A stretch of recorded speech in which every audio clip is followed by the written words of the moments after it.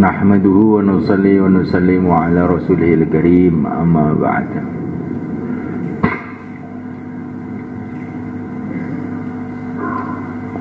Hadirin dimuliakan, sudah menjadi ketentuan Allah,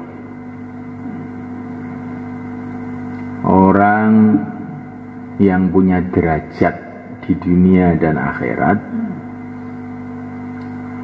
itu adalah orang-orang yang memikirkan umat.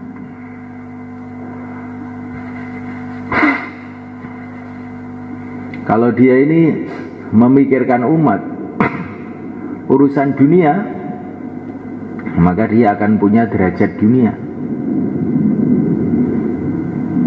Lihat itu orang-orang dunia itu, orang-orang tokoh-tokoh dunia. Itu apa? Orang-orang yang memikirkan dunianya umat, yang memikirkan negaranya umat, namanya Pak Lurah, Pak Camat, Presiden, Gubernur, ya? Yang memikirkan kesehatannya umat, Pak Dokter, Tobib, dukun. Nah, dia punya derajat dunia. Yang memikirkan ekonominya umat, itu orang-orang kaya itu. Coba kalau orang itu pikirannya cuma bagaimana perut saya penuh, dia nggak akan punya derajat. Jadi ketika dia ini memikirkan bagaimana orang seluruh Indonesia makan semua, maka dia jadi orang paling kaya. Betul nggak? Dunia begitu, agama juga begitu. Orang-orang yang memikirkan agamanya umat, dialah orang yang punya derajat agama. Para nabi, para rasul, para sahabat, para wali-wali Allah, para ulama-ulama,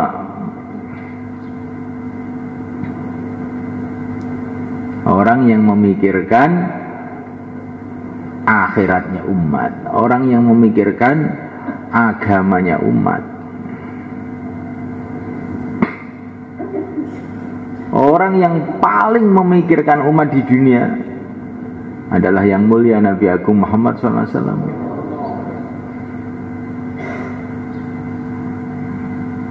Beliau dikasih gelar wa ma arsalnaka illa rahmatan lil alamin.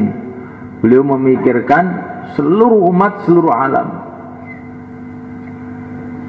Maka di dunia dialah orang yang paling mulia. Fil alamina innaka hamidum majid. Seluruh alam.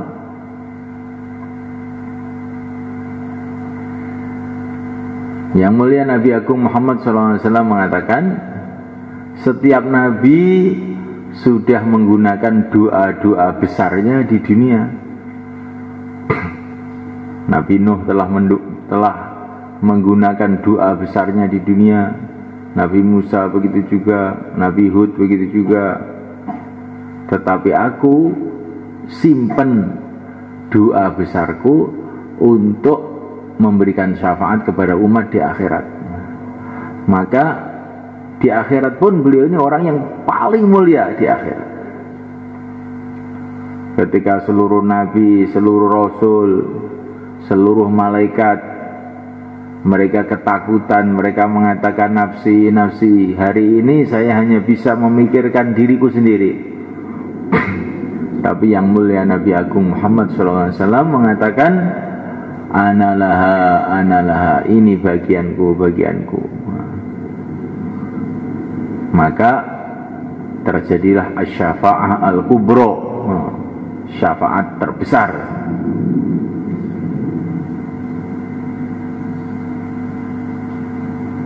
Jadi di akhirat itu siapa yang paling mulia? Rasulullah. Apa kemuliaannya? Memberikan syafaat kepada umat. Maka kita ini juga begitu. Sejauh mana kita ini ada memikirkan umat, yaitu derajat kita. Kalau orang itu yang dipikirkan dirinya sendiri, itu nanti derajatnya kecil. Siapa yang paling punya derajat di rumah kita? Ayah. Karena apa? Dia yang paling memikirkan seluruh keluarga, memikirkan ibunya, memikirkan anaknya, memikirkan rumahnya, memikirkan duitnya, memikirkan berasnya. Kalau anak sakit, yang paling sedih pertama ayahnya. Adiknya, kakaknya main-main aja. Ya ayahnya itu sudah mengkerut. Gimana ini cari obat ini? Sholatnya yang biasanya tidak khusyuk jadi khusyuk sekali. Allahumma ada apa sih? Anaknya sakit. Tetapi kakaknya tidur aja. Adiknya sakit malah tinggal main-main. Maka yang paling punya derajat di rumah itu ayahnya. Ya sudah begitulah sunnatullah. Siapa yang mikir orang itu nanti jadi punya derajat. Siapa yang nggak mau mikir orang nggak akan punya derajat. Insya Allah mau kita mikir umat. Insya Allah. Julang. Ini sanlat ini. Santri telat.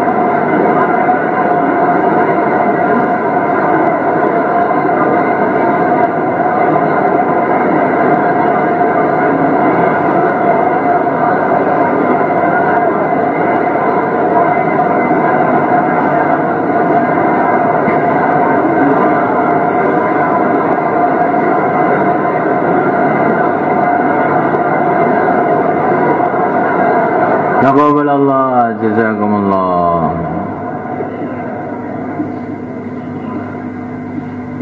Kamu bayan ini, dengar bayan ini kok dengan memikirkan umat, nanti rasanya berbeda dengan bayan nggak mikirkan umat.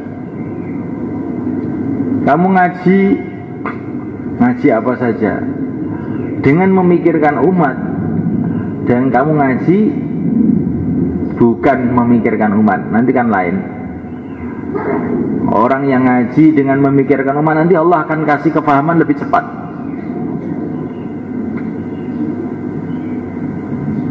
Wallahu fi aunil abdi maka kanal abdu fi auni akhi.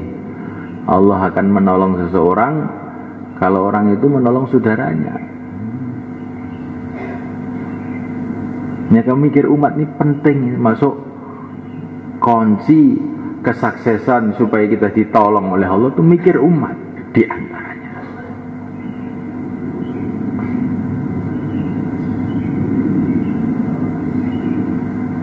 Umat itu siapa? Ya seluruh manusia ini, termasuk dirinya sendiri, kamu ini juga umat juga, maka kamu harus pikirkan juga keluarga kamu juga umat juga, anak cucu kamu juga umat juga, maka mikir umat itu berarti mikir semuanya. Insyaallah malaikat. Lah untuk mikir umat ini bekalnya apa? Bekalnya adalah keyakinan. Bekalnya bukan uang, bekalnya bukan senjata, bukan tentara. Bekalnya apa? Keyakinan yang benar. Maka ketika Nabi Musa alaihissalam akan diperintahkan oleh Allah untuk memikirkan umat di Mesir, maka dikasih bekal keyakinan. Innani anallahu la ilaha illa ana fa'budni wa aqimis salata li dzikri. Sesungguhnya aku adalah Allah, tidak ada Tuhan selain aku. Tegakkanlah sholat untuk ingat kepada aku. Yang mengajar Nabi Musa ini siapa? Langsung Allah. Kalau yang mengajar saya ingin kamu paham, ini belum tentu kau paham. Tapi kalau yang mengajar Allah pasti paham. Karena Allah Subhanahu wa taala fa'alun lima yurid. Apa yang Allah kehendaki pasti terjadi. Maka ketika Nabi Musa diajari langsung oleh Allah pasti paham 100%. Kalau boleh 1.000.000% juga boleh. 100%.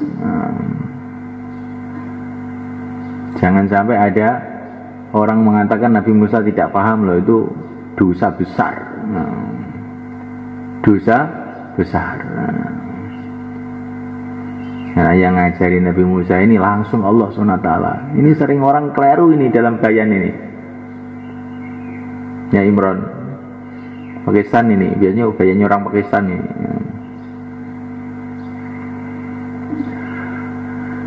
Sesungguhnya aku adalah Allah, tidak ada Tuhan selain aku. Yakin kepada Allah. Kemudian hubungan kepada Allah dengan sholat. Inilah bekal pertama yang Allah berikan kepada Nabiullah Musa alaihissalam. Insyaallah. Diulang.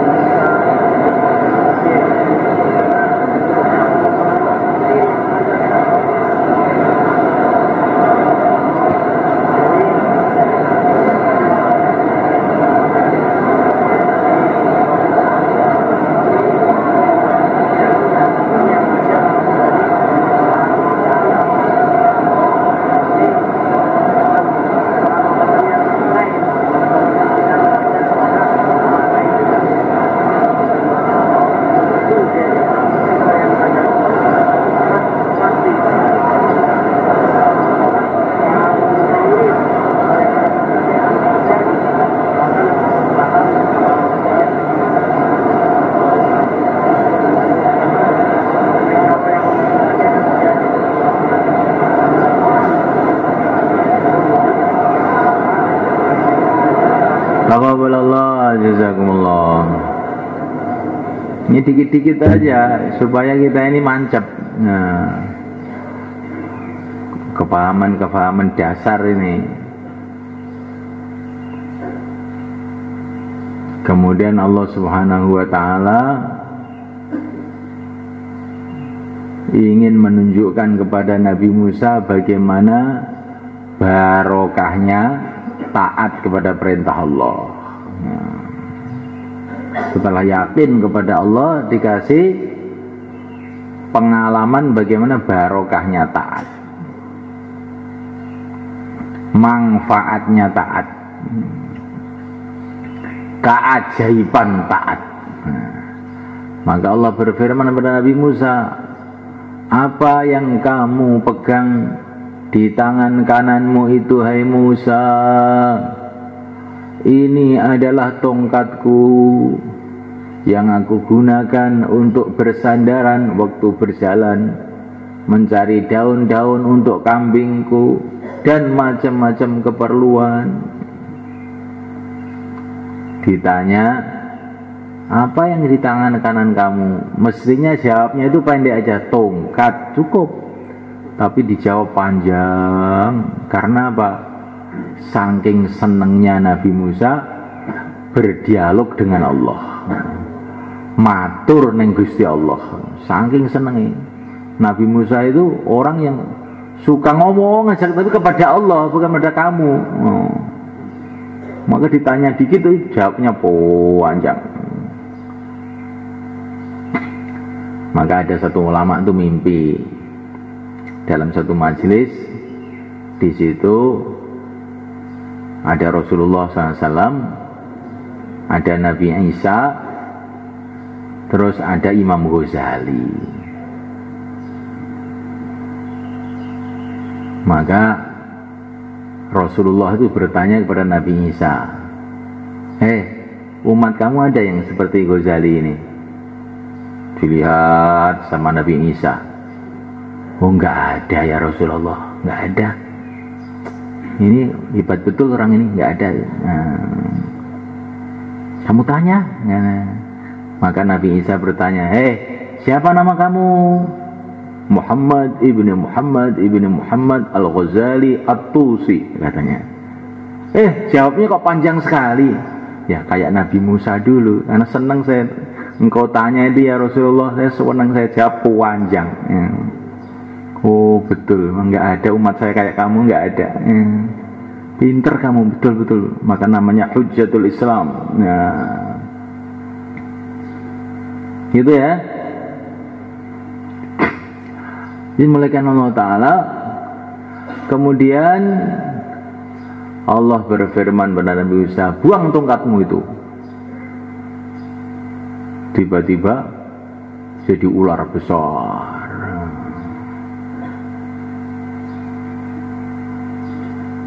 Maka Nabi Musa takut, lari. Kenapa lari? Karena Nabi Musa itu punya yakin bahwa ular ini yang menggerakkan Allah. Maka beliau takut. Kamu takut, saya takut, Nabi Musa takut, tapi takutnya beda-beda.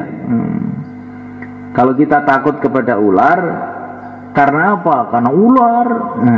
Tapi kalau Nabi Musa takut pada ular, karena itu yang menggerakkan Allah loh itu. Saya takut yang menggerakkan Allah. Buktinya ketika Allah berfirman, tangkap itu ular, langsung ditangkap oleh Nabi Musa. Kalau Nabi Musa takut sama ular, ya enggak berani tuh ya Allah. Enggak gitu mestinya. Ya enggak ya.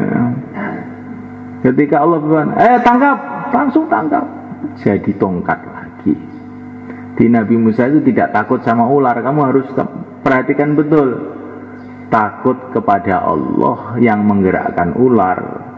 Karena ular ini yang menggerakkan Allah. Beliau sudah yakin, karena innani anallah, sudah yakin betul ularnya yang menggerakkan Allah. Maka beliau ini takut karena melihat tuh ular itu digerakkan oleh Allah. Maka beliau takut. Dan begitulah adabnya para nabi. Kalau di depan Allah, kalau menghadap Allah, itu memperlihatkan lemahnya. Kalau menghadap Allah memperlihatkan lemahnya. Seperti ruku, sujud, memperlihatkan hinanya kalau di depan Allah. Tetapi kalau menghadapi makhluk, tampakkan kuatnya. Teman-temannya sudah ketakutan semua. Nabi Musa, kalah, jangan takut. innamanya Rabbi, Tuhanku bersamaku, Kasoti. Nah, kalau menghadapi santri begitu, jangan takut, Allah bersamaku, kata Nabi Musa. Tapi kalau sudah menghadap pada Allah, lari, menampakkan lemahnya. Itulah adabnya orang menghamba kepada Allah. Insyaallah mulai kan? Ini pemahaman ini penting ini. Jangan sampai kita ini tidak punya adab kepada Nabi Musa. Nanti dosa besar itu. Karena sering orang bayan itu, Nabi Musa itu masih takut sama ular karena belum dakwah katanya. Naudzubillah, kamu itu orang kok tidak punya adab kok, kelewat batas. Nabi Musa itu waktu itu mendapatkan firman langsung dari Allah. Maknanya imannya itu sudah begitu tinggi sekali. Tidak ada nabi, tidak ada rasul yang pernah punya pengalaman mendapatkan firman langsung dari Allah selain Nabi Musa dan Nabi Muhammad SAW waktu Mi'raj. Selainnya itu nggak pernah ada. Di waktu itu derajatnya Nabi Musa itu sudah nggak karuan tingginya. Nggak mungkin Nabi Musa takut sama ular, itu nggak mungkin, mustahil. Kalau di depan kamu ada harimau, di dekatnya ada tikus, bisakah kamu takut sama tikus? Nggak akan bisa. Pasti kamu konsentrasi pada harimau itu. Dan Nabi Musa itu menghadap Allah. Bagaimana takut sama makhluk? Nggak mungkin, mustahil.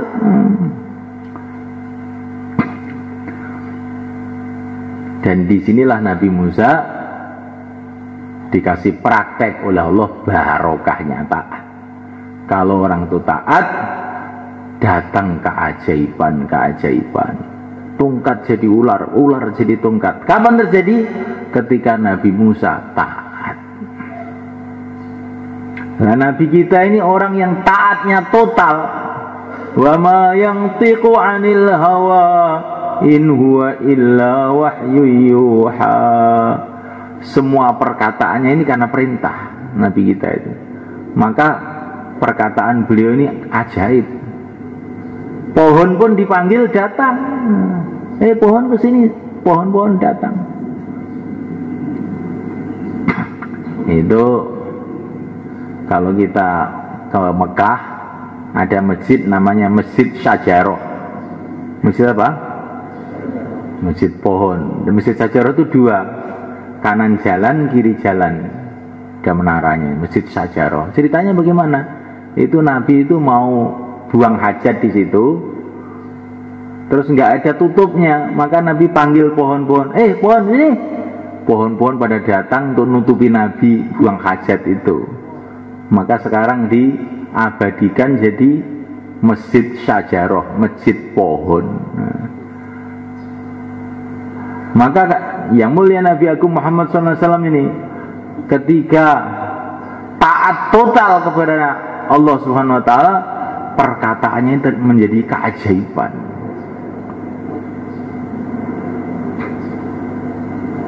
Ada orang Quraisy, preman Quraisy, itu ngejek Nabi. Dia tuh gini ngejek Nabi. Maka dilihat oleh Nabi, oh begitu terus ya, begitu terus. Terus langsung nggak bisa berhenti, gini terus sampai mati begitu terus. Nabi diejek. Oh, kalau Nabi nanti sudah keluar itu geni, ngerti itu geni. Apa perkataan Nabi nggak akan ada yang bisa nolak. Wong ini dari Allah. Ulang. Barokahnya taat, judulnya begitu.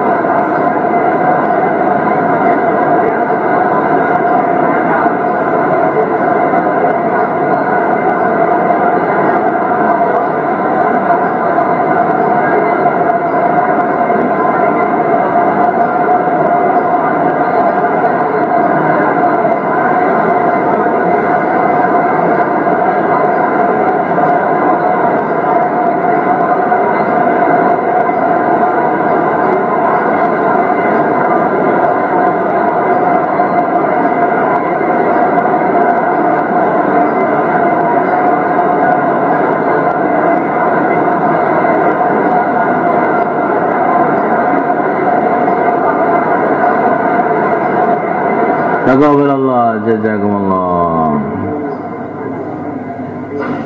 Orang itu kalau taat jadi kuat. Kamu itu lemah, ngantuan, baru dengar bayan setengah jam aja mau kencing. Nah, itu kenapa kok jadi nggak kuat itu? Karena kurang taat. Kalau taat kuat. Betul? Kok bisa betul? Nah, ini ada cerita satu rombongan sahabat bersama Rasulullah SAW. Mereka membawa barang-barang itu berat sekali. Maka Nabi itu mengatakan kepada para sahabat, turunkan barangnya. Taruh di sini, di kain sarung ini. Taruh di kain ini semua barang. Tali. Nah, ditali. Setelah ditali, Nabi itu memerintahkan seorang sahabat yang namanya Safinah. Safinah laki-laki. Nah, jadi bukan kalau ada taknya itu jadi perempuan, bukan. Nah, Safinah, Hamzah, Tolhah itu laki-laki semua. Safinah, Tolhah, Hamzah, siapa lagi? Maisarah. Nah, Maisarah itu pembantunya Rasulullah ketika dagang ke Syam, budaknya Siti Khadijah. Maisarah itu laki-laki juga. Ini kalau di sini kan Maisarah perempuan, nggak tahu bahasa Arab itu.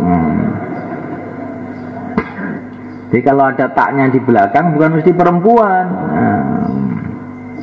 Muawiyah, Sayyidina Muawiyah, khalifah yang kelima itu laki-laki perempuan. Nah, kok ada taknya? Ya itu perlu belajar ngaji lagi kamu. Taunya tak-taknis saja. Maka Safinah itu diperintah oleh Nabi, Safinah, angkat tuh barang. Diangkat satu rombongan, barang ini keberatan. Suruh ngangkat satu orang. Tapi Safinah itu tidak ada pikiran, lah apa ya kuat saya ya Rasulullah. Nggak ada pikiran begitu sahabat itu. Taat aja. Diangkat. Loh kok ringan? Nah, ternyata diangkat ringan. Ayo berangkat, kamu itu kapal, kata Nabi. Nah, maka rombongan itu berjalan, yang ngangkut barangnya satu orang, tapi kuat aja. Barokahnya taat. Orang itu kalau taat jadi kuat. Kalau orang itu ngengkel jadi lemah. Nah, itu kamu hafalkan betul. Kuat jadi, taat jadi kuat. Kalau ngengkel jadi lemah. Nah, ulang.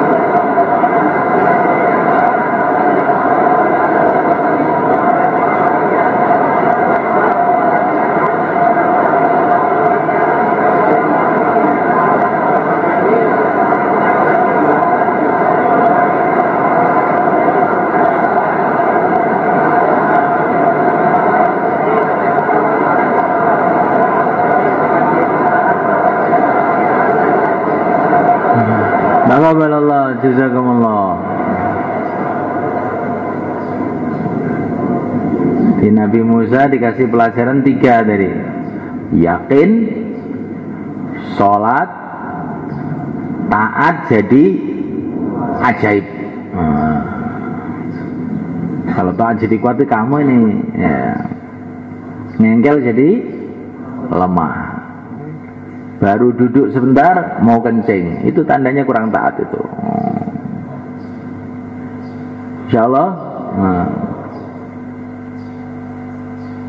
Kemudian Nabi Musa dikasih bekal ilmu. Wa ana akhtartuka fastami' lima yuha. Hai Musa, aku milih engkau. Aku milih engkau. Jadi kalau mau ngaji, mau taklim, itu pertama kali kamu dengar. Wa ana akhtartuka, aku memilih engkau. Jadi kamu itu bisa membaca buku taklim itu karena pilihan Allah. Mau dinasihati oleh Allah. Jangan main-main kamu. Terus setelah itu fastami' lima yuha. Dengarkan betul-betul. Ada betul-betulnya. Istama'a itu maknanya dengarkan dengan betul-betul. Fastami' lima yuha. Dengarkan yang akan diwahyukan kepada engkau.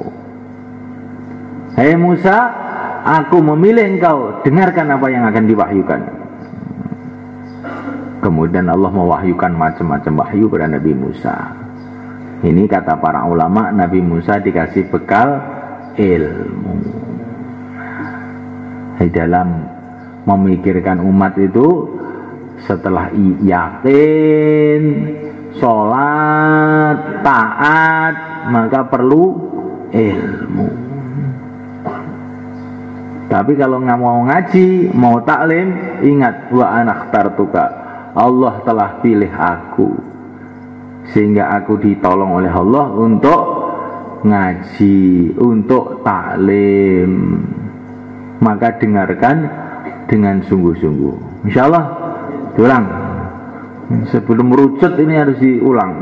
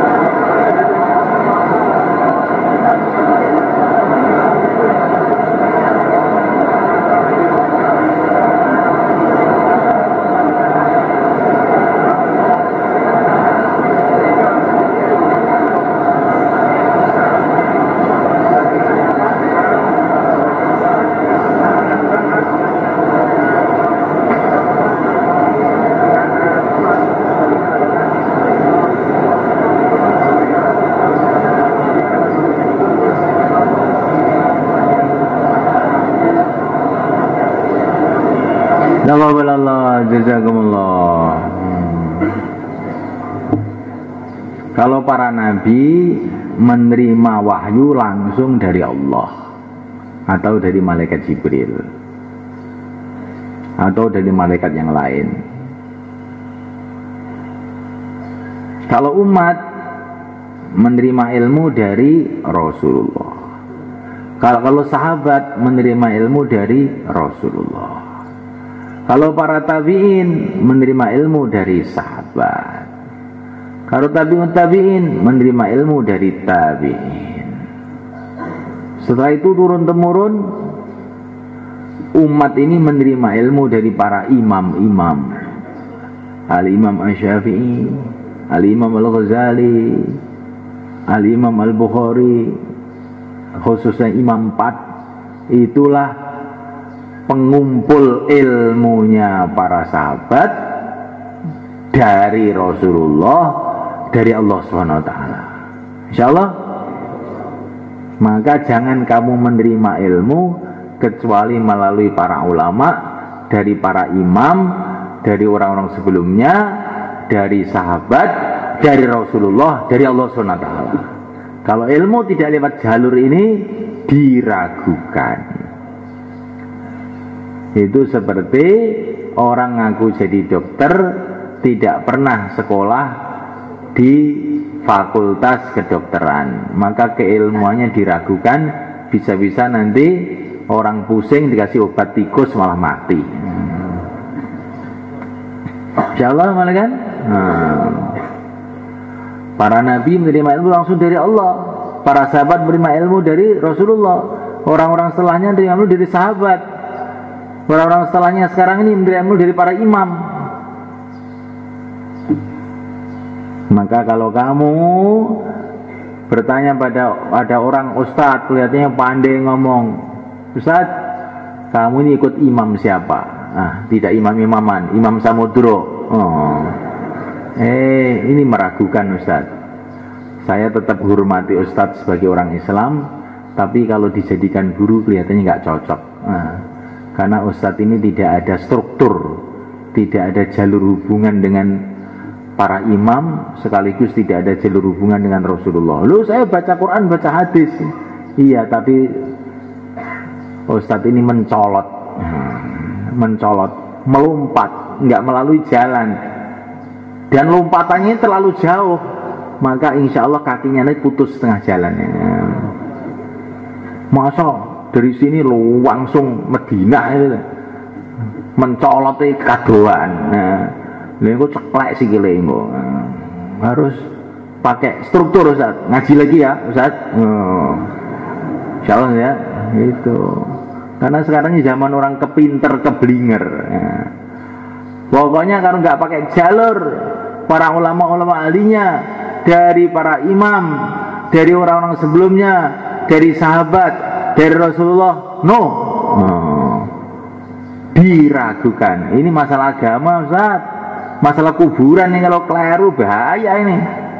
Kalau masalah makanan cocok atau tidak, nanti dirasakan kan terasa sendiri. Tapi kalau agama ini salah terasanya di kuburan, gawat, nggak mau. Ulang.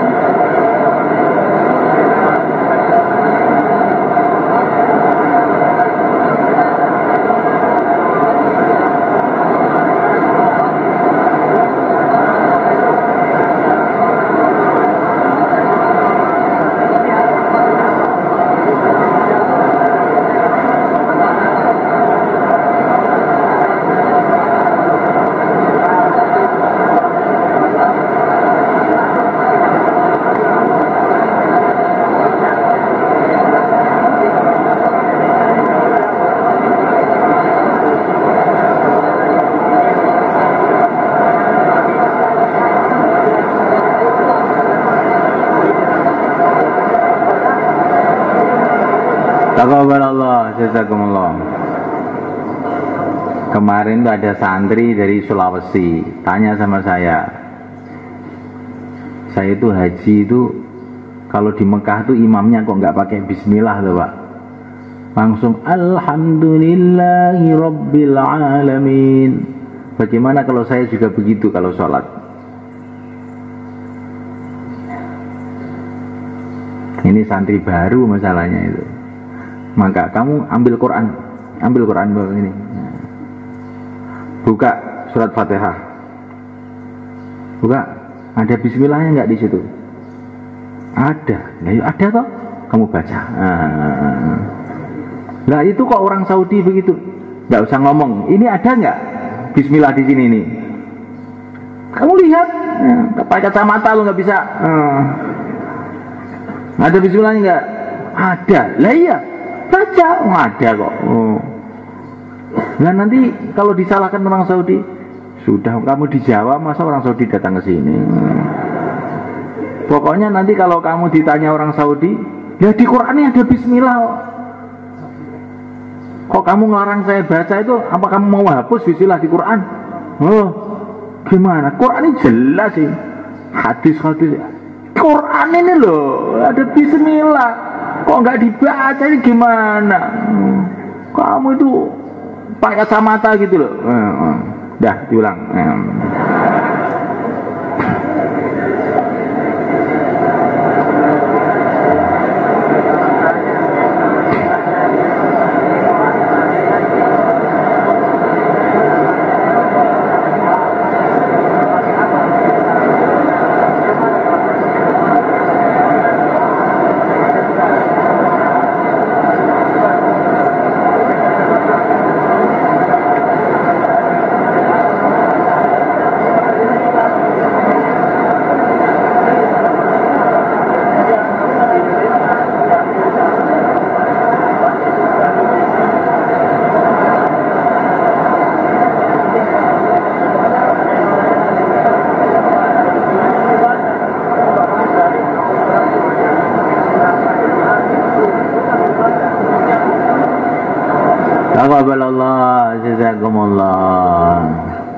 Ini supaya kita ini mantap dengan kata-kata para imam itu.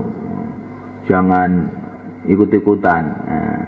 Nanti kalau ada yang mau ngengkel, suruh datang ke saya. Jangan kamu jawab. Nanti kalau kamu jawab kamu kewalahan. Itu sudah ada dalilnya itu. Tanya Pak Kiai, nanti sudah ada dalilnya. Nanti kesini tak pentung dia pulang nanti. Kemudian ini terusnya Nabi Musa sekarang. Nabi Musa dikasih bekal lagi zikir. Kata Imam Asy'arani rahimahullah, selagi orang itu ingat kepada Allah, pasti akan dijaga oleh Allah. Kamu kena musibah ini karena waktu itu kamu mesti nggak ingat. Kalau orang itu ingat terus pada Allah, dia akan dijaga. Walaupun Fir'aun di depannya nggak akan bisa buat apa-apa. Maka Nabi Musa dikasih bekal zikir. Wala taniya fi zikri. Bukan zikir pagi petang. Jangan berhenti zikir. Zikir terus menerus. Jangan berhenti zikir. Berarti berapa waktu ini? Bukan 24 jam. Keliru kamu. Terus sampai mati. Kok 24 jam? Apa umur kamu 24 jam apa? Jangan berhenti-henti zikir. Berarti zikir terus sampai mati. Kalaupun mati bisa zikir terus sampai akhirat. Ahli surga itu termasuk amalannya yulhamuna dzikra kama yulhamuna nafas. Selagi mereka bernafas, mereka zikir, itu ahli surga. Jadi di akhirat itu masih ada zikir. Karena zikir itu nikmat bagi orang yang Allah buka hatinya. Zikir itu kenikmatan yang luar biasa. Diulang.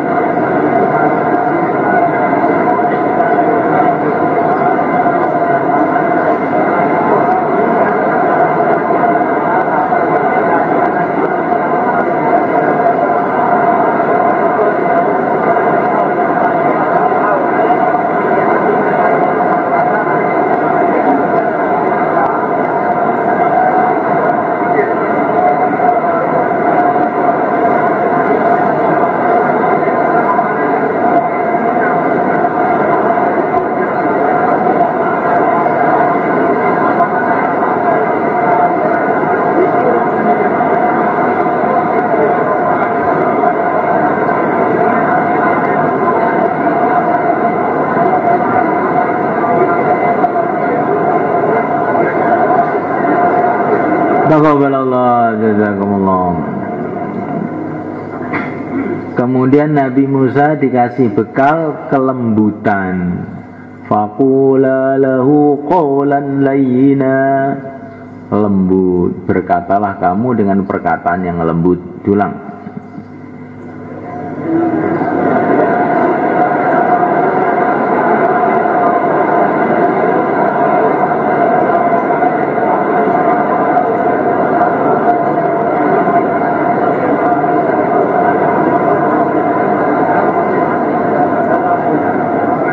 Taqabbalallah, jazakumullah. Jadi kelembutan itu sangat diperlukan dalam memikirkan umat. Lembut, orang itu lembut.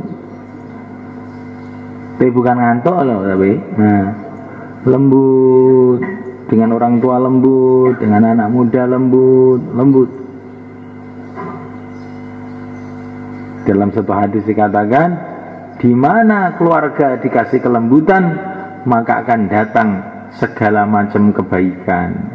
Di mana keluarga hilang kelembutan dari keluarga itu, akan datang macam-macam musibah. Kita lembut, jangan bicara kejelekan orang, termasuk kelembutan itu.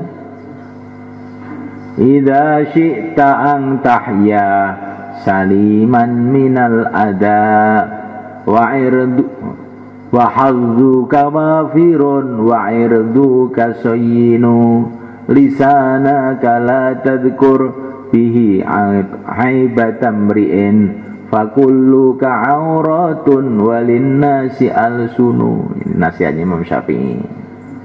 Kalau kamu ingin hidup nggak banyak gangguan, kehormatamu terjaga, maka jangan sekali-kali kamu menyebut keburukan orang.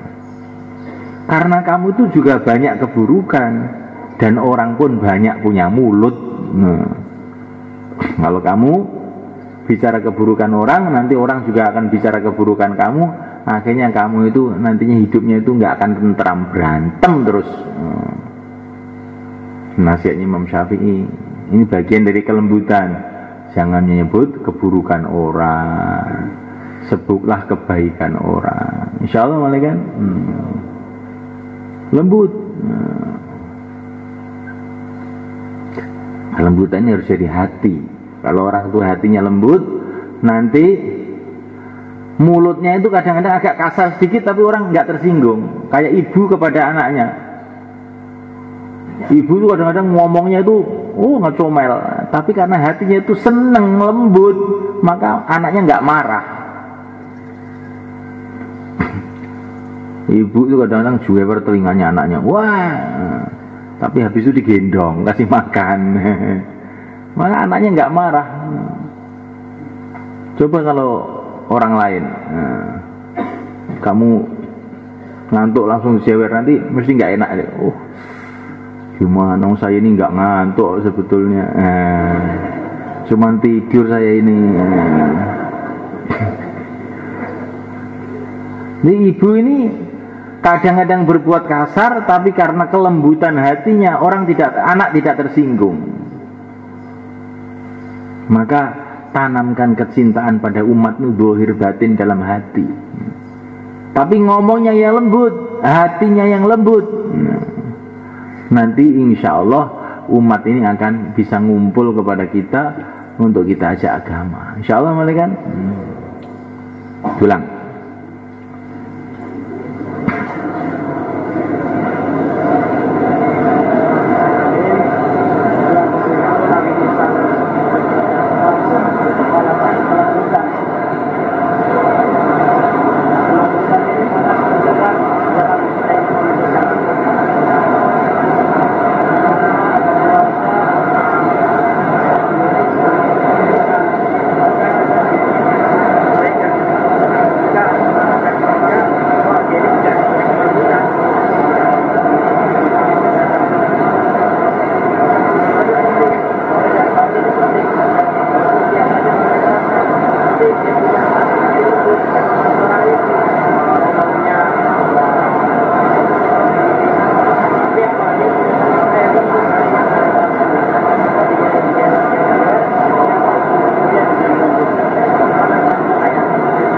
Taqabbalallah, jazakumullah, Masya Allah.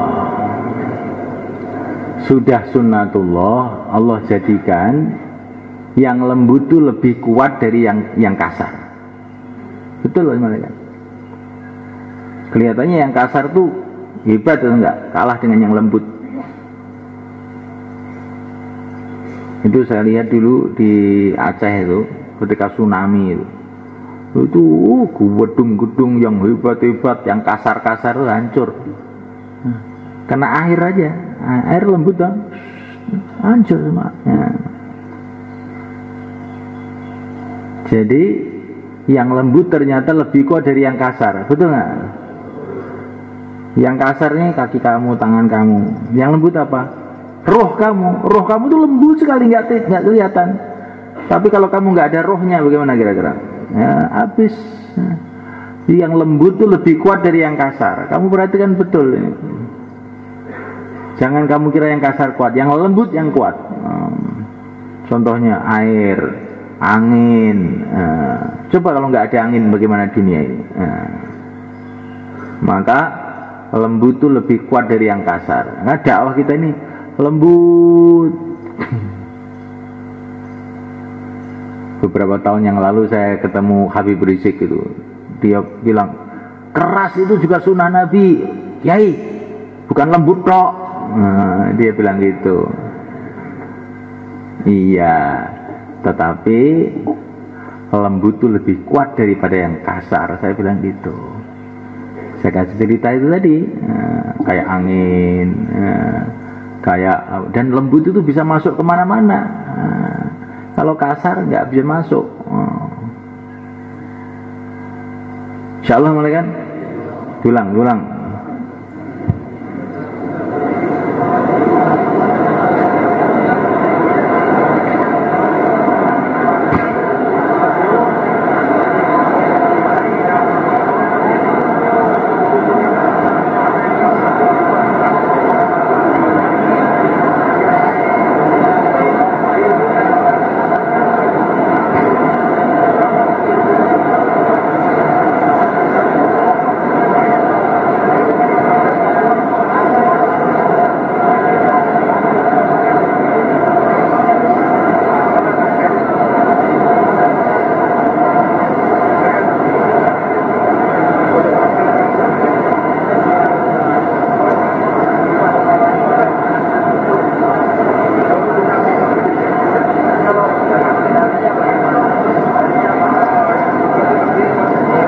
Allah.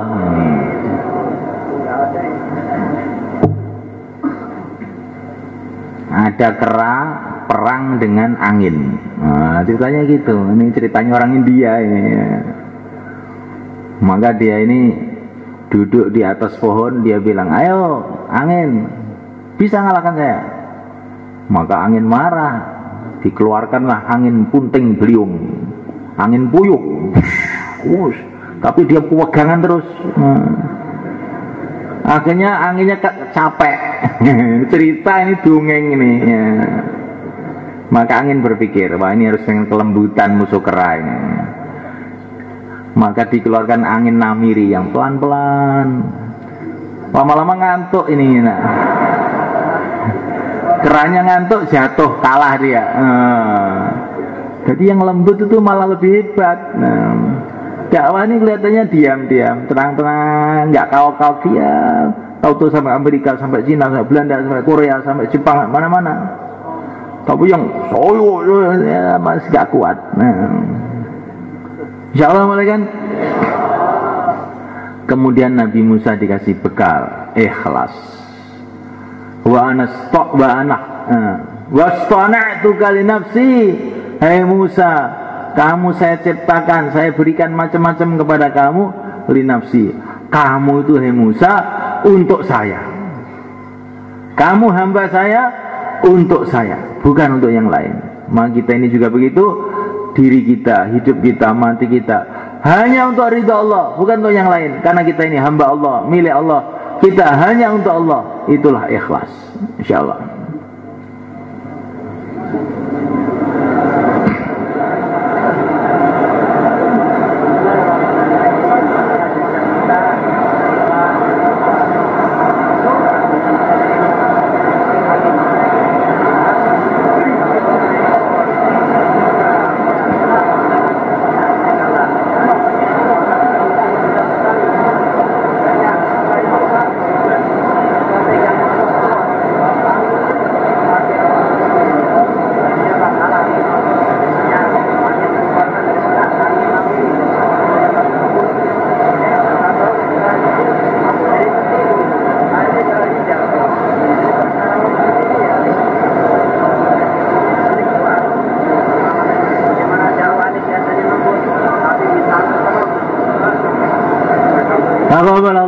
Jazakumullah.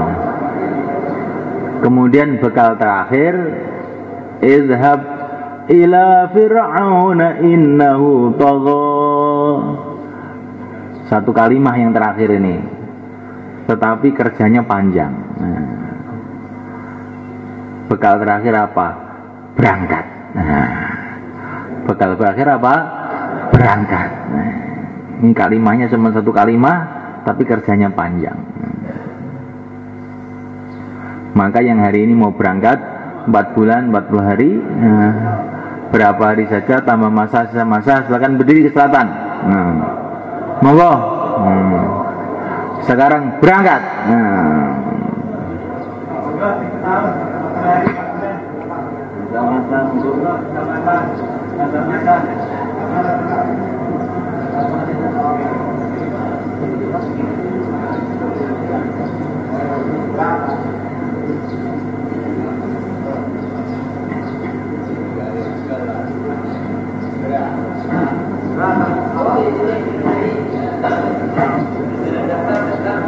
Yang belum berangkat ada bekal lagi yang kedua, niat, insya Allah.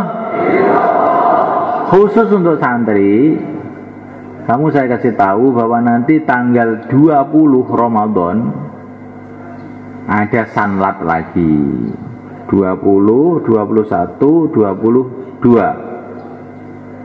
Ini trip pertama. Kemudian trip kedua 23, 24, 25. Betul lah. Nah, 6 hari. Maka saya minta semua santri yang tidak ada uzur bantu sanlat 6 hari mulai tanggal 20 sampai tanggal 26. Bagaimana? Siapa yang niat nggak pulang tuh? Khususnya santri-santri yang dekat-dekat sini, pulangnya setelah itu aja kan, dekat-dekat aja kamu. Kalau santri yang jauh-jauh mungkin, atau yang terlalu jauh dari luar negeri, untuk apa pulang ngabis-ngabisin uang? Uang itu untuk keluar jalan Allah, untuk sedekah, akhir Ramadan dapat Lailatul Qadar, untuk apa pulang? Nanti kalau sudah alim pulang, nggak usah balik lagi sini. Insyaallah. Maka saya minta penanggung jawab halakoh di Trangkil, di mana saja, coba kamu pikirkan yang niat 6 hari atau minimal 3 hari. Nanti lampuran sama Maulwi Abdullah. Sekarang kamu mudzakarah taskil, kemudian nanti laporan sama Maulwi Abdullah. Ayo, mudzakarah dulu. Pentingnya perkara ini, diurus apa enggak sanlat itu? Kita mau punya derajat enggak? Kalau punya derajat kita pikir sekarang ini.